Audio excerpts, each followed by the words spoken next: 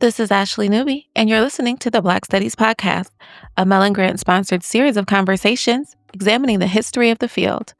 Our conversations engage with a wide range of activists and scholars, senior figures in the field, late doctoral students, cultural workers, political organizers, and everyone in between in order to explore the cultural and political meaning of Black studies as an area of inquiry and its critical methods.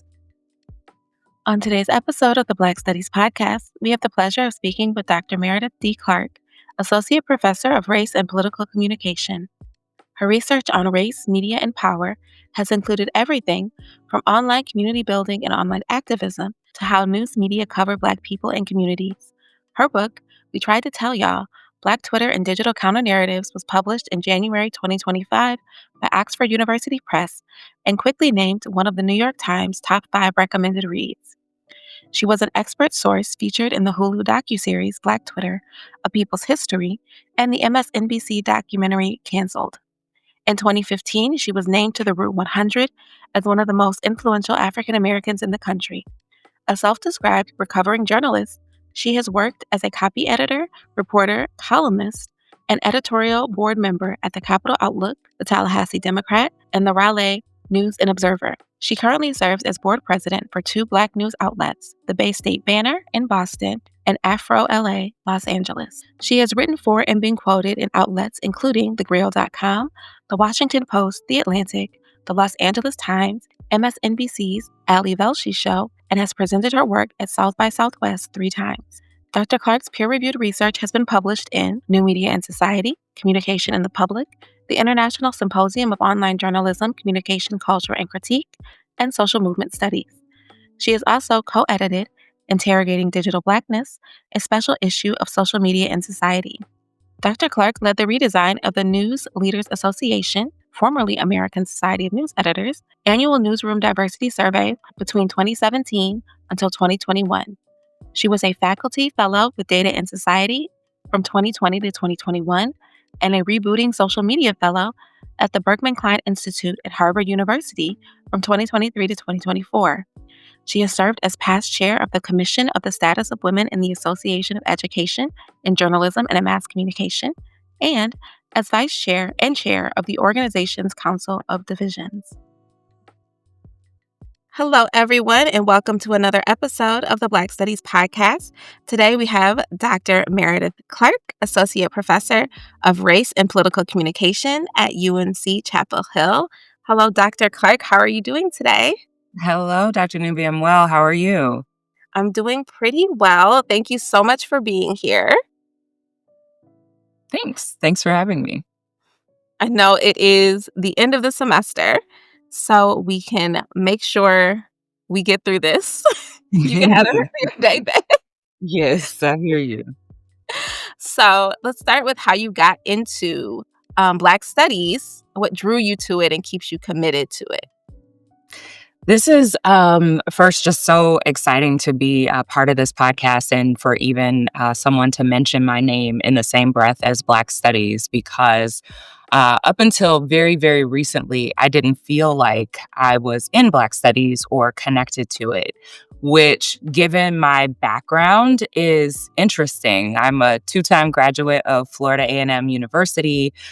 So, coming from an HBCU, you kind of automatically think that people would be steeped in a Black Studies tradition. And frankly, that's not true. And I think we have a lot to interrogate when we think about how education, even at HBCUs, is structured and revolves around white supremacist expectations and standards about what a rigorous education and training is.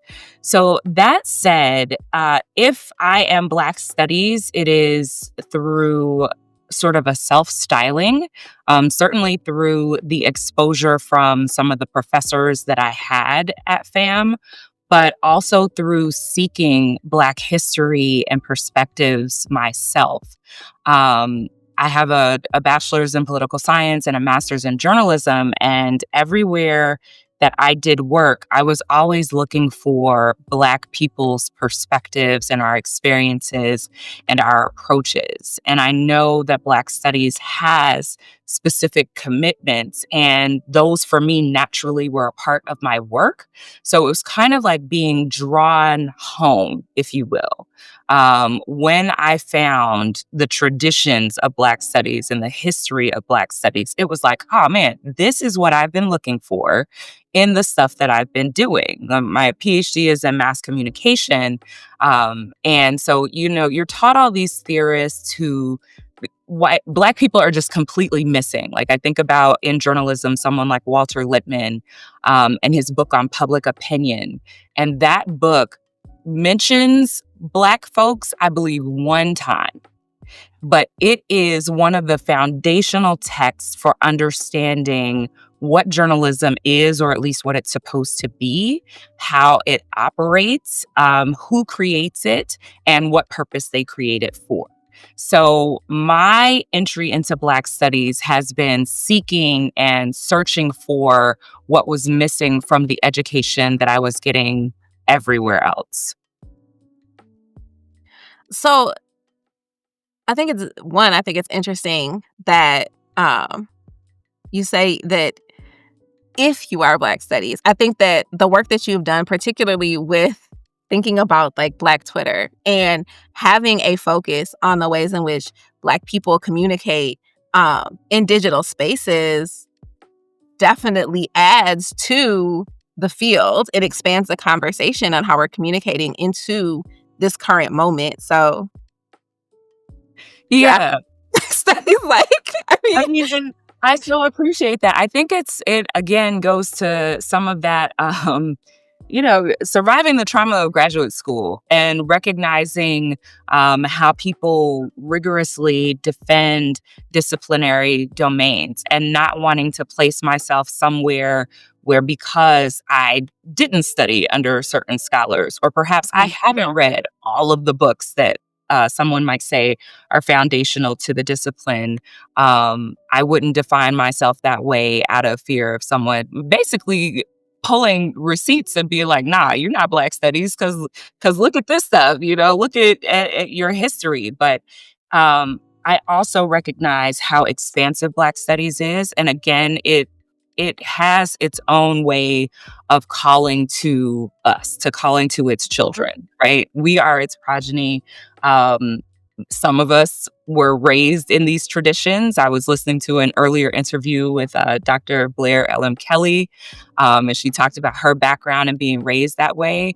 My parents didn't raise me with a Black critical consciousness. My parents, like so many boomers, were focused on advancement through education, but a lot of that had to do with racial uplift that was connected to politics of responsibility or respectability. I say responsibility, politics of respectability, without the responsibility of being intentionally connected to Black history and struggles about Black power.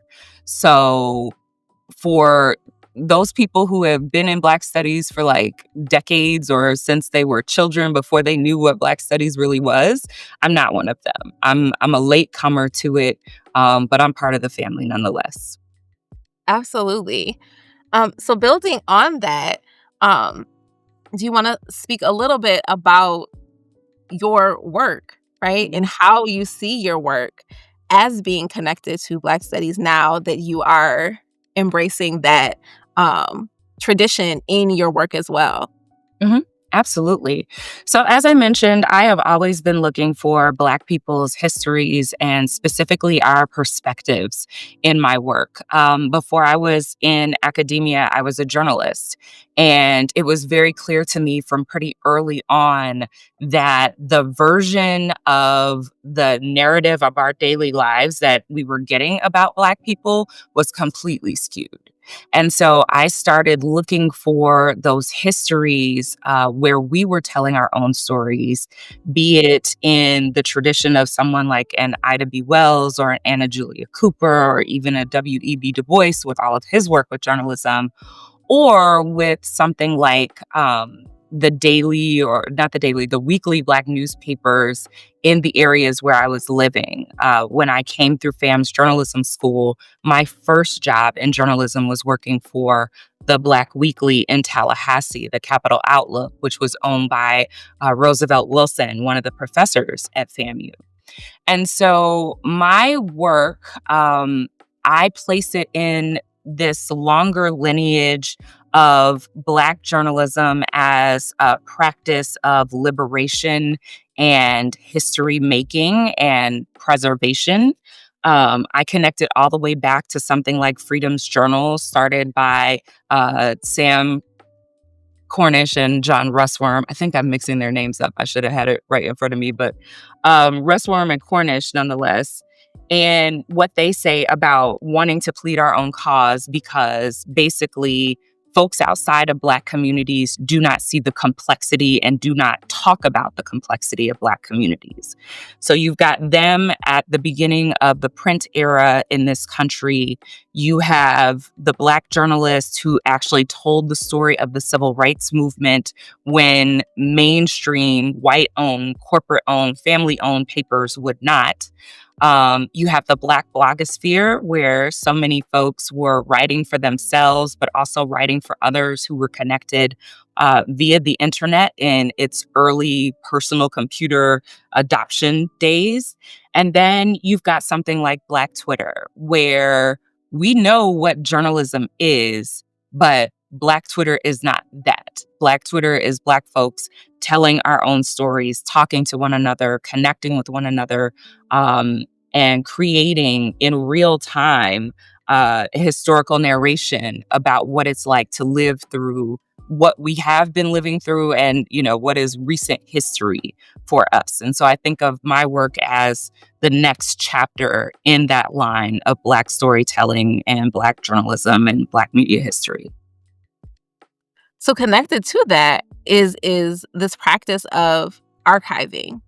Do you want to speak a little bit about what it means to archive and to digitally archive? Because you talked about like the weekly newspapers and like print, and you've worked in journalism. And I'm also interested in the ways in which you bring that perspective and that skill set to Black studies. And that might be like what plays out in your archival work as well.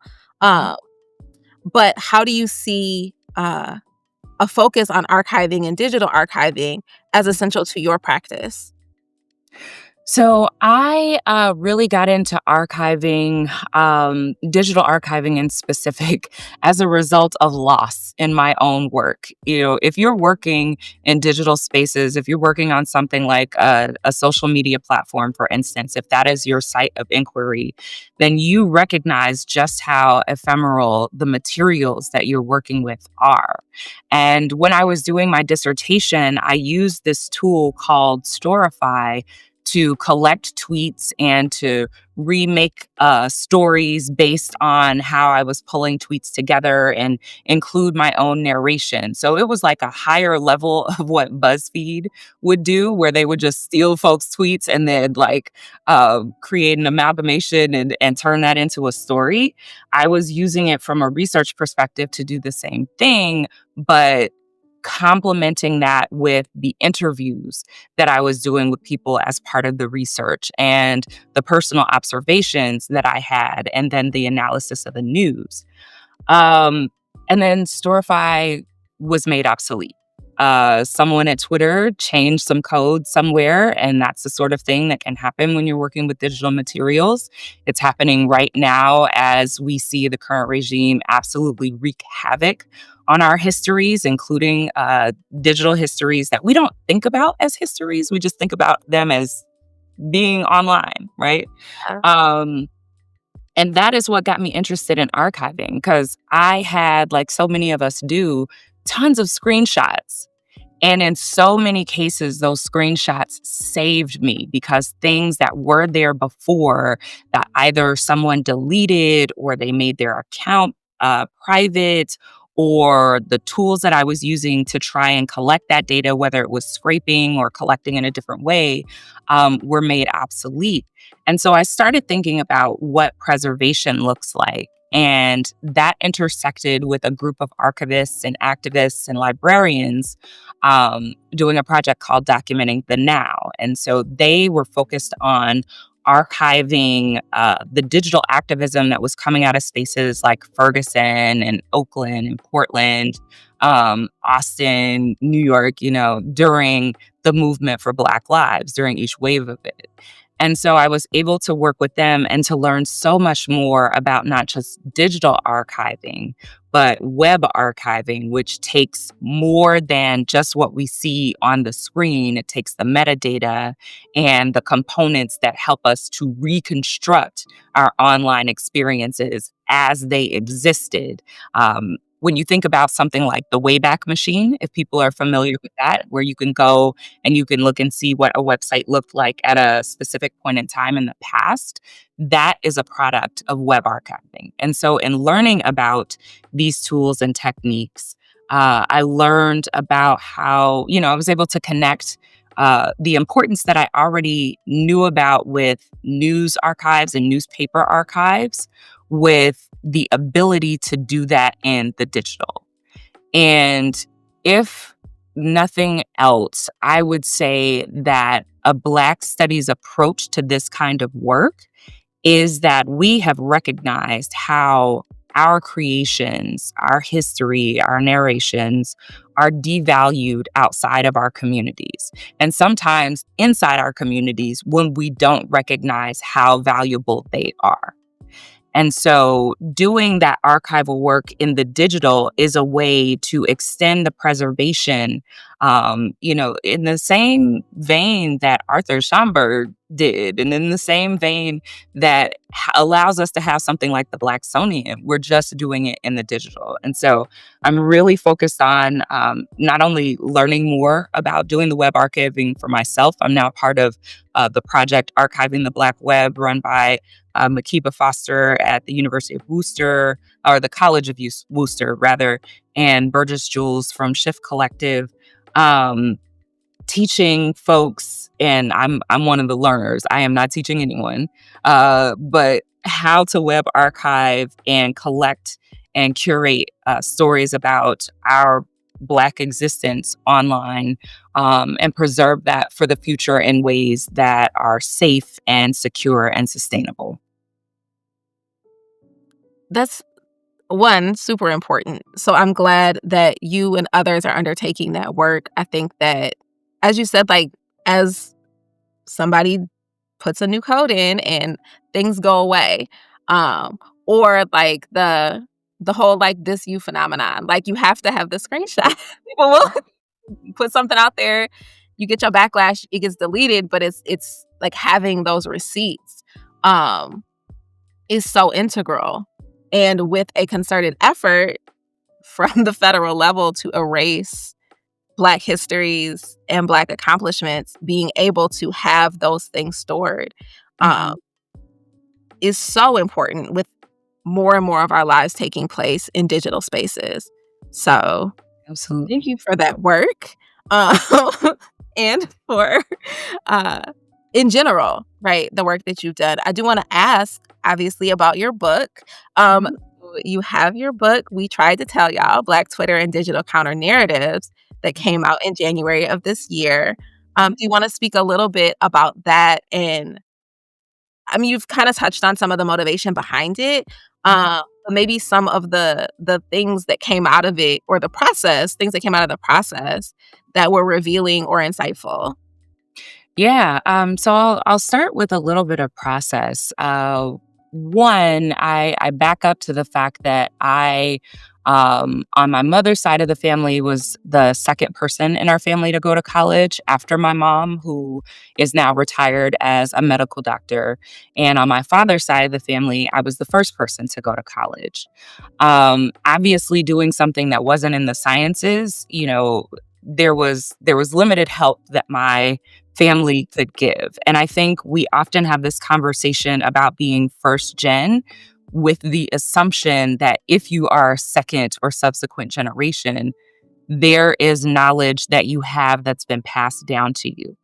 And as far as pursuing research and historical research, that was just not true. So a lot of this I had to kind of stumble into and learn on my own. And so for me, the process of writing the book really started with my dissertation, which started with a story that I read. So I was wrapping up my years in the newsroom, about to enter my PhD program. And in maybe the week or two before I left, if you're leaving a desk job, them last kind of days, you sitting around, you're not doing too much. You just sitting behind the computer, kind of killing time. And I read this story that was published on Slate called How Black People Use Twitter. And my background is as a headline writer. I was a copy editor first. So I wrote headlines. I knew about headlines and how they are supposed to be structured with the recognition that that may be all that people read. Mhm. They may not read the top of the story. They certainly are very unlikely to read all the way through to the end of the story. And so I look at this headline and I'm like, how all Black people use Twitter? Because that's essentially what we're saying here. And when I looked through the story, I saw that the only folks who were quoted were Black media elites. And that is no slight to them. It means that they understand and operate with media in ways that most people don't. So Mhm. folks like Baratunde Thurston, the comedian, former writer for The Onion, and Elon James White, a man who created his own podcast network way before everyone else had a podcast mic, right? Before everyone else decided they needed a show. There was an academic who was quoted in that story, but the rest of the quotes, particularly the ones that came from Twitter, were drawn out of context and did not feature the perspectives of the people who were actually tweeting and having the conversations. And so that stuck out to me as an issue. And I didn't know that it was something that I could study until I got into classes on ethnography and thinking about community. And so I took this one class with Dr. Carla Slocum at UNC called Ethnography in Black Communities. And I pitched the idea to study Black Twitter as a community. And this is back in 2011 and 2012. So we're, 5, 6 years into Twitter. Some would call it the good old days of Twitter, before everybody was there, before everybody was an influencer and that sort of thing. And ultimately, that became my dissertation. It is not what I had set out to study, but because my dissertation topic, my initial one, fell through, fortunately, I had this other project that I had been working on because I got some great advice from a mentor to have a backup dissertation topic when you go into the PhD program, because you just never know.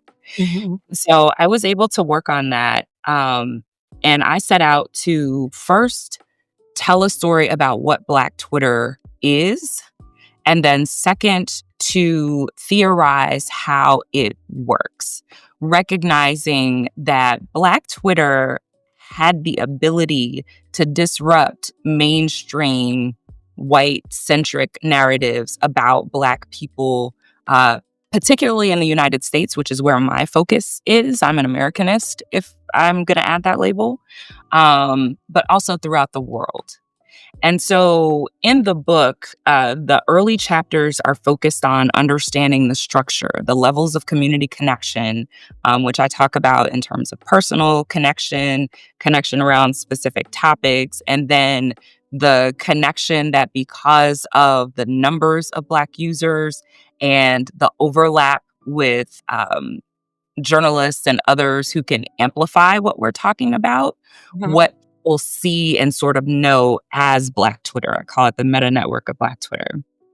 And then how it operates, which I refer to as this process of Black digital resistance. So, this positive identification of being a Black person and connected to Black community, self selecting into conversations about it, participating by using specific hashtags or phrases, affirming one another, which is not necessarily like supporting or co-signing what someone else is saying, but affirming that another person is heard, that the Mhm. signals that you're putting out there are being picked up. This reaffirmation where there's evidence that the conversations that we've had online are having this offline impact. and then vindication, where there is something that we have talked about, that we have organized around, that we want to see done or done differently, that we have evidence that because of our online conversations, that is actually happening, whether it's happening in the digital or in the physical world or both. That's the project. I really wanted to make sure that this media history was there so that, 10 years from now, folks didn't just have these stories that glossed over the richness of our digital existence to rely on. So there are a few things I want to follow up on that. One, I think that the capturing of that moment in history that is different now that we don't have Twitter anymore. Yeah, I would for say. sure. And it's a different type of space.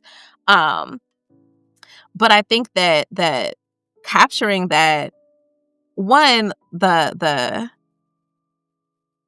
joy, right? Hmm. Like the collective, that was one of the things that was just so interesting to me, was just like it changed the way people operated in the real world, as you said, right? Um, you had to catch things when they first aired so that you could be part of the conversation. You found out what was happening news-wise on the ground in places that mainstream media wasn't front paging that information. Like, it definitely provided such a rich place of engagement and knowledge, um, for a nice little bit of time there, um, that now it's shifted. Um, and Hmm. I wonder, like, with what do you feel, or how do you feel about that shift? And do you see that are there new iterations, right? Like, I know Hmm. we have our social media platforms, but is that a moment in time that is gone, or is Hmm. it something that Black communities and Black people will recreate in other spaces as often as needed, digitally? I think it's a little bit of both. The moment itself is gone from that particular platform, right? But in the same way that Black existence and storytelling has been and will be as long as Black people are, that will continue. It just won't continue on that particular platform. Um, with the change, I go back. There is something that I heard on a podcast on Gaslit Nation that one of the hosts said,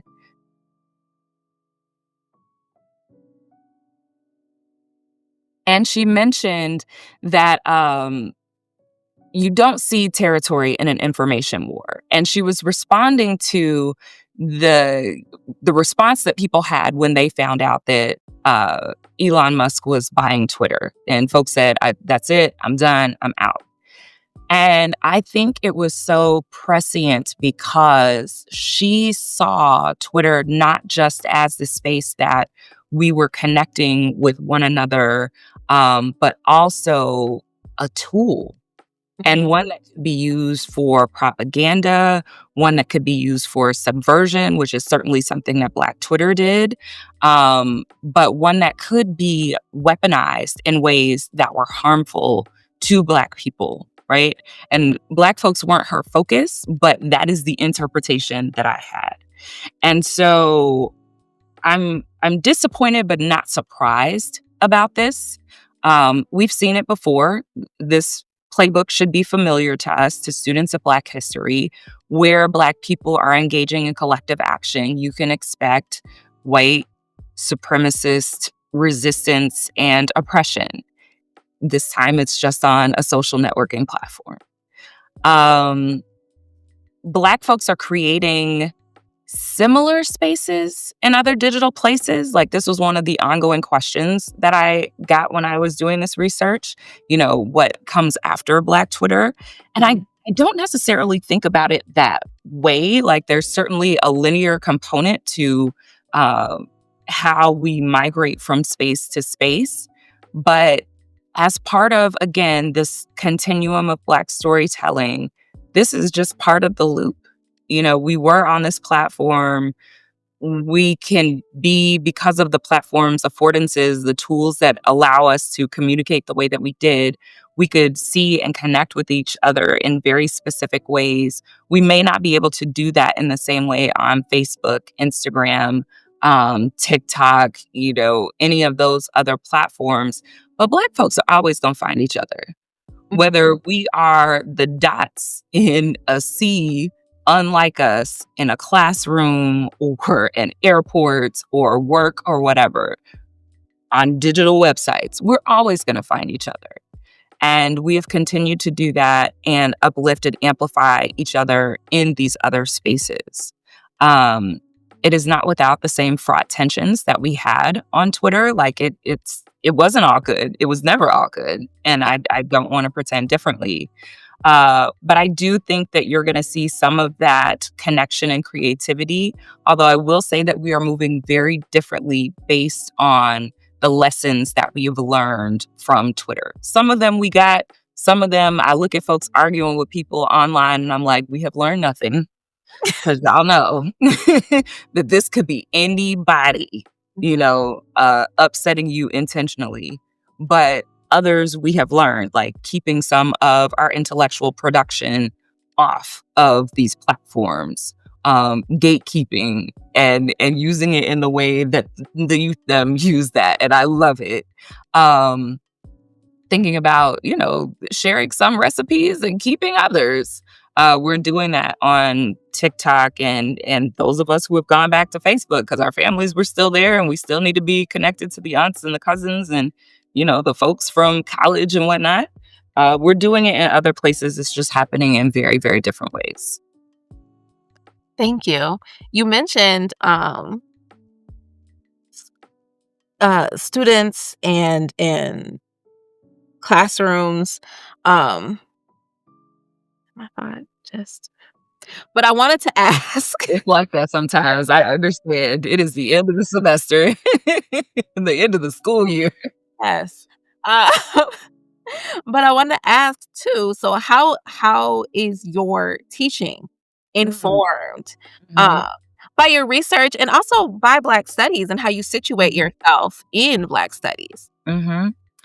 Yeah, so it's interesting because up until this year, I had the privilege of teaching out of my research, from the very beginning of my career. And I don't take that for granted at all. And when I say teaching out of my research, I mean very actively connecting what my students were reading and talking about and doing assignments about, with the work that I was engaged in and studying and what have you. So I taught, um, at UNT, the University of North Texas, my first job. I taught classes on journalism itself, and I was able to shape assignments that connected with Black Twitter and the things that Black Twitter brought up. I taught a global media class, and I was able to show students how, something like Black Twitter was diasporic. At UVA, I really had the opportunity to dig into Black Twitter, as a class itself. And so I got into histories of Black existence on the internet, assigning people like Catherine Knight Steele and Andre Brock and Adam Banks, thinking about those, Sarah Florini as well, just trying to think about some of the people who were key to my syllabus, assigning those works and connecting what these scholars were doing in real time with what my students were studying, which was very, very exciting, but also grounding them in a larger history, a longer history of Black presence on the web. Um, when I went to Northeastern, I was able to do the same thing, but with more of a focus on archival work and memory work. And now that I'm at UNC, I've made a bit of a pivot. I'm focused on political communication. And of course, in the 24-25 school year, I had the election and the first 100 days to focus on. So my research became a place of, um, a sanctuary for me that was not connected to what I was doing in the classroom. I was certainly teaching out of this tradition of being critical and providing context for the moment, but not as, I guess, how do I say it? Not as direct as I had been in the past. And there are a number of reasons for that, including the political climate that we're in now, um, and really engaging in a Black studies tradition of fugitivity. Like, how do I teach students how to decode things like when the now vice president says, we're going to return the power of education to the states, that is a signal that Mhm. goes back to the history of segregation about states' rights. Like, that's the kind of engagement that I have done. And so it's not connected to Black Twitter per se, but it is connected to understanding Black struggle, Black liberation, and making that application. Um, in my teaching, I in the coming year, I know what my schedule is going to be. Um, I had a conversation a couple of weeks ago at UNC with Ted Shaw, who is a renowned civil rights attorney who is at UNC's law school, and Renee Alexander Kraft, who is in the communication department at UNC, um, both really steeped in, and actually also Janae Nelson, who is the director of the NAACP's legal affairs unit. And it has a specific name and it's escaping me because I'm over 40. But I had this conversation and it came in like the next to last, if not the last week of school. And it was reviving to me because this year has been so difficult in trying to balance the personal, professional, political commitments that I have as a scholar with the reality of crushing oppression Mhm. in higher ed. Uh, and then thinking about what I'm going to teach in the fall. I'm teaching a class on media law and ethics with a focus on artificial intelligence. None of this is my area of expertise, but that's sometimes what happens in the academy. I have a colleague who's slipping away who teaches this media law and ethics class that is core for our students. Um, and the thing that changes is if a different person teaches it, while the subject is the same, the approach can differ. Mhm. And that conversation with those individuals who are committed to civil rights law, to Black liberation through the judicial system, through legislative systems, refocused my thinking about how I'm going to approach this course. And so I will be teaching it from a perspective that, as what comes out of my work on the book on Black Twitter, vulnerability, and specifically the vulnerability of Black people and Black women globally. So, not just here in the United States, but how are we thinking about African women, Black women who are immigrants in countries like India and in Eastern and Western Europe, who are connected via tech and tech policy, moderation, what have you, who are part of the models, thinking about Black people and all the things that we have created and put on the web that have been scraped and compiled into databases to train AI and what it's learning based on Mhm. that.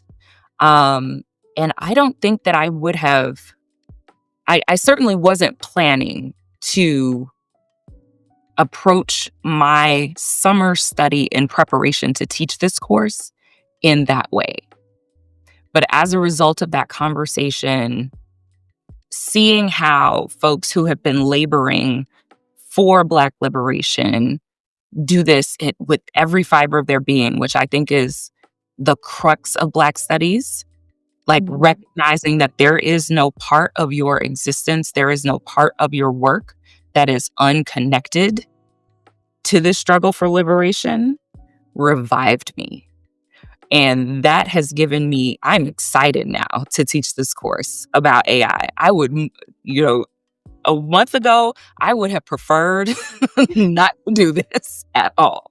But now I'm very excited because I get to think about centering Black existence and really encouraging students to take a critical look at what our experiences have been in order to understand the larger experiences of the world and to Mhm. recognize how connected, no matter who they are, no matter what their background is, no matter what they're interested in, how connected they are to the vulnerability and the welfare of Black people. That's one, the class sounds amazing. And and I think that it's such a necessary perspective and framework to approach this with AI increasingly being used in universities in varying ways. Whether that's, we UMD has an AI, like we have our own AI now that students can Mhm. tap into, or having the contracts with some other chat GTP or whatever is out there. Understanding the ethics of its usage, not just in terms of, okay, this is plagiarism, or this isn't actually accurate information that you're getting from this Mhm. machine. Um, or let's think about environmentally what this machine is doing. Yeah. Um, but the real impact um, on Black people and what it means for all of our vulnerabilities, and the Mhm. interconnectedness. That's such an I think it's gonna be a framework that really resonates with students in a way that sometimes these conversations don't feel as real. Mhm. Like, okay, yeah, it's taking a lot of water, but, like, think about what this actually means, right? Right. Like, Right. think about what it means to use a system that has been trained in certain ways to view certain populations and to spit out information that now millions of people are relying on that Yes. is inaccurate and biased and skewed. Um, yeah, I just think that that's Mhm. such an important perspective to have. So that sounds great. And I understand why that is a reinvigorating Yes. um perspective course to teach. But and as someone who has to schedule courses for people, I will say for your flexibility there, 'cause I know what it's like to have to ask faculty to teach something that they are not necessarily thrilled about approaching. Um, Yeah, I mean, but that's the reality. And I think, especially for those of us who are connected to a Black studies tradition, we can choose to look at it as an opportunity to grow. And one thing I have learned in, these, 10 plus years of being in academia is that academics don't like to learn in public.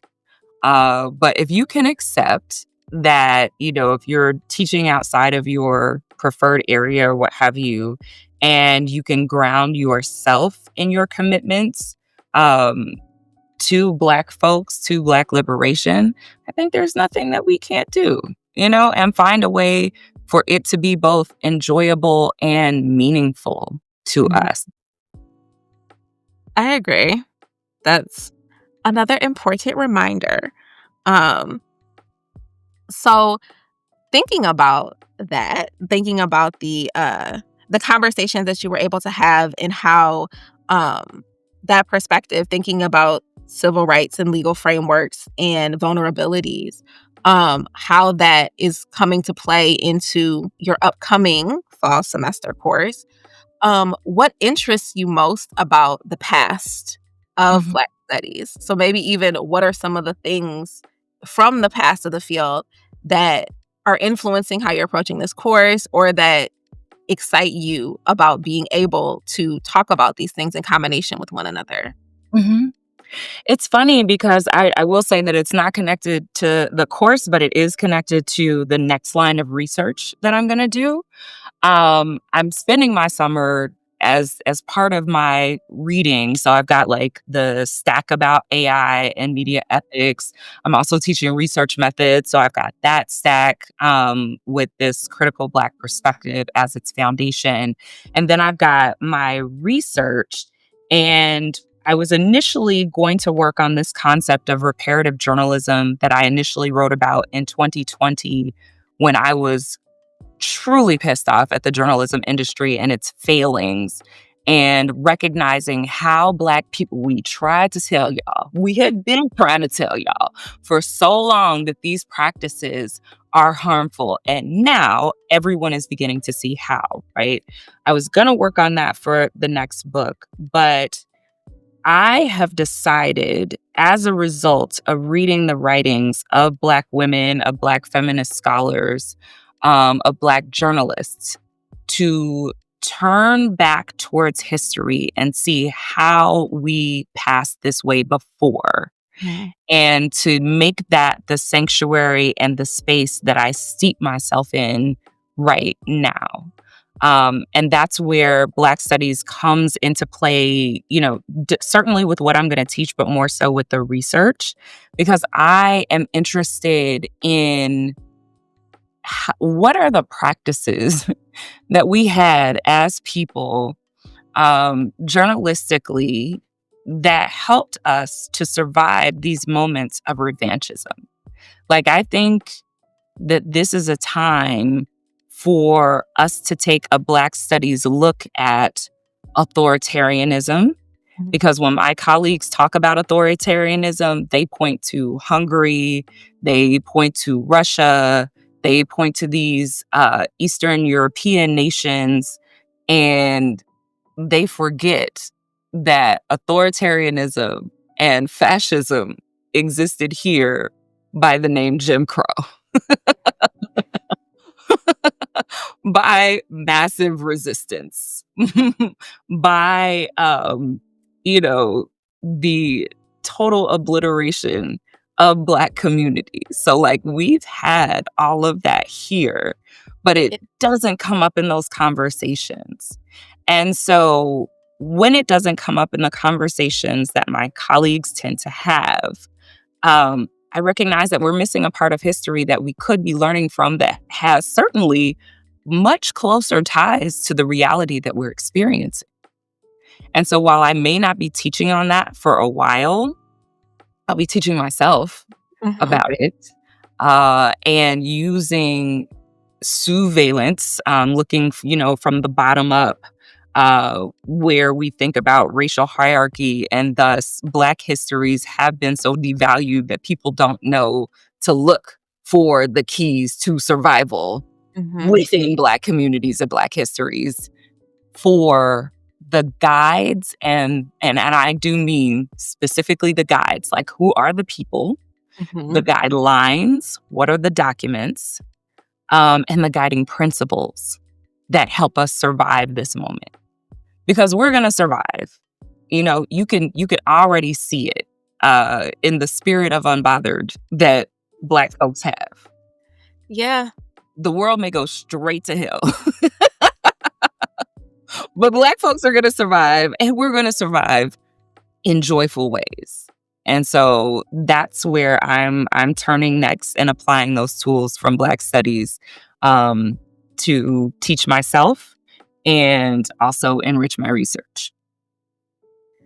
That one, I think that the term that you used, one, when you were talking about the class, but also when you were just speaking about the research being a sanctuary, I think that that is such a powerful idea. And particularly in this moment, going back to see, okay, what happened before, what did we do before, Mhm, how can we learn from that, what can we bring from that to this moment. That is something I know that I have been thinking a lot about, and a lot of other people that I have had the privilege to talk to have been thinking a lot about. Because, like you said, this isn't new. mhm, People who are acting like it's new don't know Black history because this is, we've been here before. correct. And we survived it, which means that there are those things out there to show us how to get through this. Mhm, Um, and it is empowering and helpful to remember that and to not get caught up in the ways in which some other folks and communities might be overtly freaking out, which is not to say Mhm. that Black people don't stress out and freak out and that we won't have problems, because we absolutely do and will. But there is something there to look at, Mhm. that everybody could look at if they would listen to Black people, It's so which simple. It's so simple. Well, um, so yeah, I love that research is sanctuary, um, because 'cause I'm not sure, like, I feel like that's part of what I've been engaging in, but that's just a beautiful way to frame it. It is a sanctuary. It's a place to go to not think about all of this over here in a way that's overwhelming. mhm, mhm.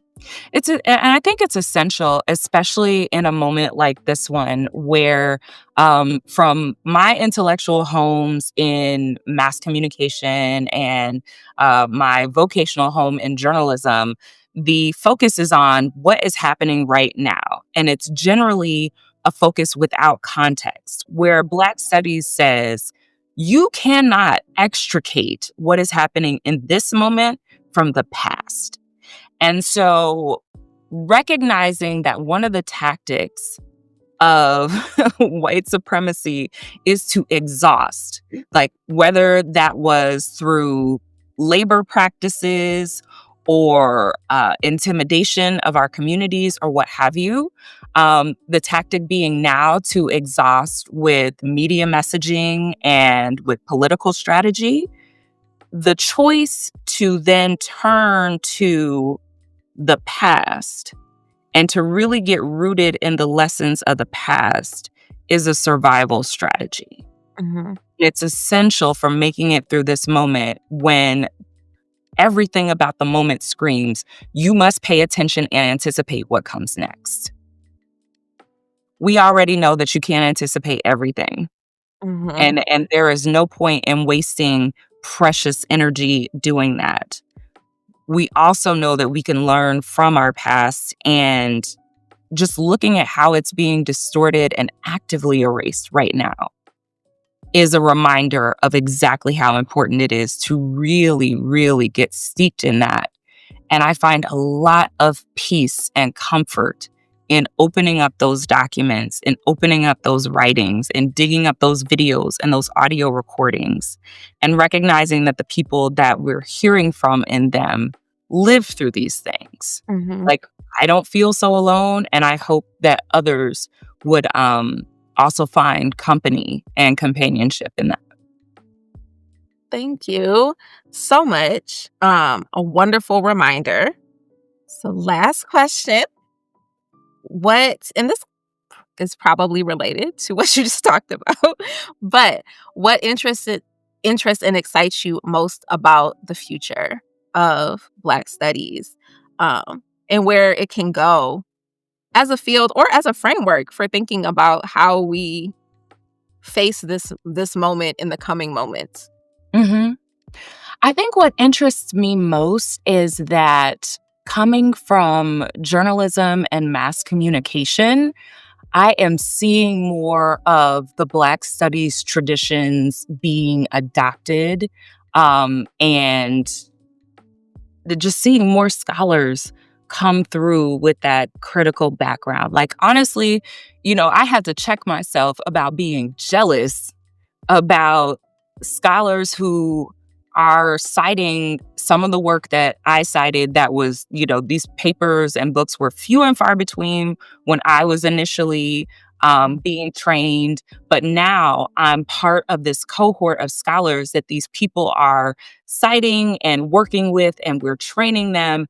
And just seeing how far and how fast they're going and putting into critical context media, news media in particular, which to me is the most influential form of media because it is the way that people learn about one another, whether that is reality or not, whether folks realize they are being entertained and told and sold a story under the guise of it being the first draft of history. I often call um, journalism the first draft of historical fiction because so much is left out of it. But seeing those critical perspectives from scholars who are doing this work and coming up based on the Black digital cultural studies, the histories of Black journalism, and contributing to this larger field in this way is what absolutely excites me. I am so happy, and it was one of the things that kept me going when I was a graduate student, recognizing that the work I'm doing is not for me. I just saw this on the page of a tattoo artist here in the Triangle, um, where he says, "You're planting seeds for shade that you might not get to enjoy." Mhm. And when I think about the work that I do, and I think I say this in the book, and I talk about it with reparative journalism in specific, the work that we're doing, the work that our foremothers did, um, if we can recognize and accept that we may not be the beneficiaries of it, I think it alleviates a significant burden. And I know for me, when I realize that I might not see the future of Black liberation that I imagine and that I'm working towards, but recognize that my work is, another link in the chain, as Alicia Garza has said, another brick in the foundation, as MLK has alluded to. I am encouraged. And I'm just fortunate that I do get to see some of it Mhm. in these folks who are coming up behind us. That is exciting and invigorating to me. Well, thank you so, so much. I think that that is also a really great reminder in these moments, um, that it's not always about us seeing the fruits. It is about making sure that the fruits are there for others, and acknowledging that, like, the fruits that we're picking are things that were planted years and years ago by people who might not be here to Yes, enjoy those, which is very much rooted in the Black studies tradition. So, thank absolutely. With pleasure. is there Thank you. anything you would like to add? Um, just a thing that I say, when I have the opportunity specifically to speak to students, and I'll say it for myself, and with apologies to my colleagues, I'll say it for them too. But uh, we are real people. Um, so often, when our bios are read, or when people can pick up a book that we've written, or we're cited in someone's work, um, there is this mythical construction of who we are, right? And I'm a Black girl from Lexington, Kentucky. Like, I encourage folks to reach out, especially students that don't feel supported in their programs or in their interests or where they are, with the questions. Reach out for the conversation. Connect with people. Our information is out there. And I think, especially when folks are prepared, they know that they want to have a conversation, they know what they want to talk about. I think Mhm. welcome that. I know I certainly do. And I just extend that invitation to anyone who hears this. Well, thank you. That is, a wonderful resource and offer that I hope people take you up on, um, because doing this work and understanding things around reparative journalism and digital archiving and Black Twitter, I think that, um, particularly in this moment that is increasingly digital, being able to have those conversations, I know that students are definitely going to, be appreciative of. So thank you. It's a pleasure. Thank you so much for having me. I'm truly honored. Thank you so much for being here, and I hope you have a wonderful summer and a relaxing end to the semester. Same to you. Solidarity, my friend.